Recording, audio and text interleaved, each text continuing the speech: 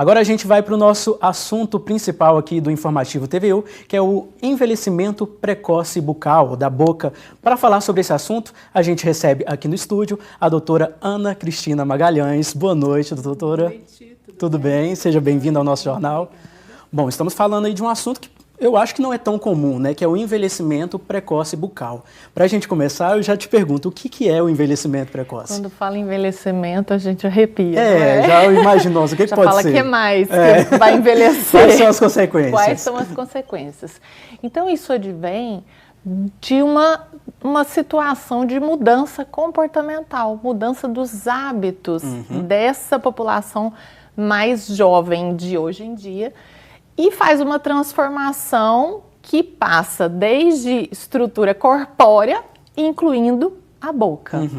Então, esses fatores, essa contribuição de todos esses processos levam à degradação da boca antes do que deveria. O que acontece? Hoje nós temos pacientes que chegam ao consultório que têm 20 anos e que têm uma boca de 60. E isso já assusta, né? Já assusta muito. Porque não era para ser assim. Não deveria. Então, pacientes que deveriam procurar por algum tipo de dor, acontece isso. Então, a pessoa acha que está escovando bem os dentes, usa um bom creme dental, passa fio dental, não tem cárie, não apresenta cárie, faz consultas regulares, uma limpeza regular, que ele está isento de qualquer coisa? Infelizmente, hoje não. Nós temos pacientes jovens, de 20, de 30, que aparecem no consultório e falam: doutora, eu não consigo tomar água gelada, eu não consigo tomar um açaí. Então, esse é o processo, certo. Começa por aí. É uma sensibilidade? O que acontece com a boca? Sensibilidade. Começa a haver uma degradação do esmalte, às vezes do esmalte, na sequência a dentina, que perde essa capa protetora do esmalte e acomete dentina. Às vezes até o próprio osso, em consequências mais desastrosas. Sim.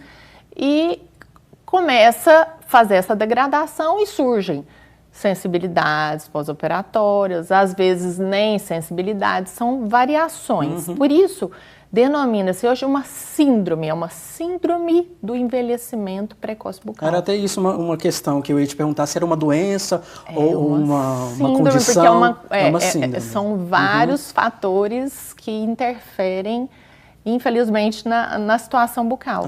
Então, hoje, o dentista tem que estar muito preparado para receber esse paciente que apresenta essa quantidade de situações e que, às vezes, não é só bucal. Ela advém de outros problemas. Tá ligado a outras coisas. Refluxo gastroesofágico. Olha só, de dentro para fora. Hoje, todas as pessoas, a grande maioria, pessoas estão extremamente ansiosas e estressadas. Não conseguem dormir bem. Então, todos esses fatores são condição para que essa síndrome esteja em desenvolvimento. Não dorme bem, toma remédio. O remédio, todos esses remédios para dormir, para ansiedade, em excesso, né? São remédios que trazem o que a gente chama de xerostomia, que é diminuição do fluxo salivar. E essa diminuição do fluxo salivar que acomete todo esse problema.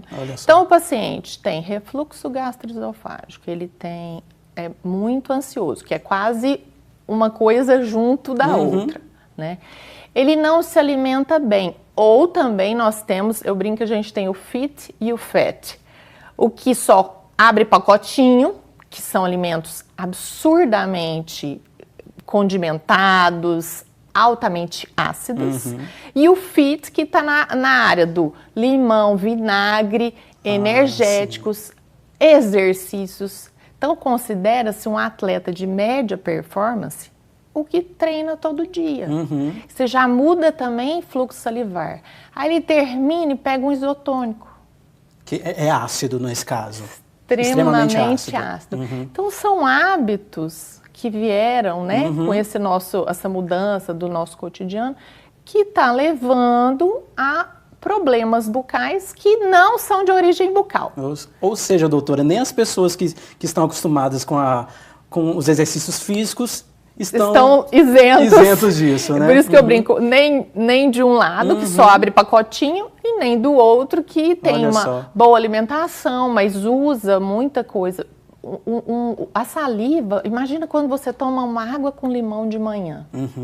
O limão é altamente ácido, ele está no topo da cadeia desses alimentos ácidos. Então, para essa saliva tamponar, melhorar de novo essa acidez, ela demora um tempo.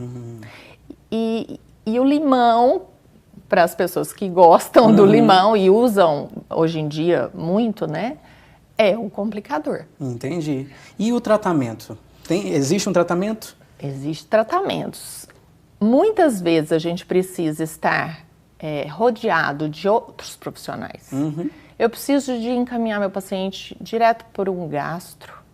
Muitas vezes eu tenho que encaminhar meu paciente para fazer uma terapia, para amenizar essa ansiedade. Então o paciente chega falando, eu quero fazer um clareamento. Não tem nem ideia que já apresenta sinais. E você tem que dar, às vezes é o primeiro profissional que dá uma notícia para ele, olha, você tem um refluxo, você precisa ser encaminhado para um gastro, você sente isso ou aquilo, ele começa a olhar e fala, nossa, é verdade. Então a gente tem que trabalhar em conjunto com vários profissionais e tem procedimentos bucais que devem ser feitos. Nesse caso, o clareamento ficaria para depois? O clareamento deve ficar para depois. Ele precisa primeiro tratar todos esses problemas, que é geral, para que eu possa, na sequência, cuidar da boca dele. Ou seja, tem que cuidar, né, doutora? Tem que cuidar. Infelizmente, nosso tempo está chegando ao fim, mas um resumo, uma dica para quem não tem esses cuidados, mas para ter esse alerta, doutora, que você possa falar para essas pessoas. Quando o consumo de alimentos muito ácidos, um vinho, tentar tomar junto com uma água, minimiza um pouco, tomar limão no canudo é uma opção. Selecionar as bebidas, não passar o dia tomando esse tipo de bebida e alimentos muito ácidos, ter essa consciência. Quando o paciente começa a ter a consciência, ele entende que não deveria levar aquilo para o dia todo. Então, isso realmente faz diferença também. E os tratamentos odontológicos, que na sequência, com dessensibilização, de repente fazer uma restauração naquela região, se é indicado, uma cirurgia gengival, o paciente colocar uma placa de bruxismo, aquele de apertamento. São várias opções de tratamento dentário que a gente tem, mas lembrando que às vezes eu tenho que tratar o corpo primeiro e depois chegar na boca. Ok. A gente recebeu aqui no estúdio a doutora Ana Cristina Magalhães, que é cirurgiã dentista. Muito obrigado pela participação. Volte mais vezes com dicas valiosas. Obrigada. Obrigado, uma boa noite. Boa noite.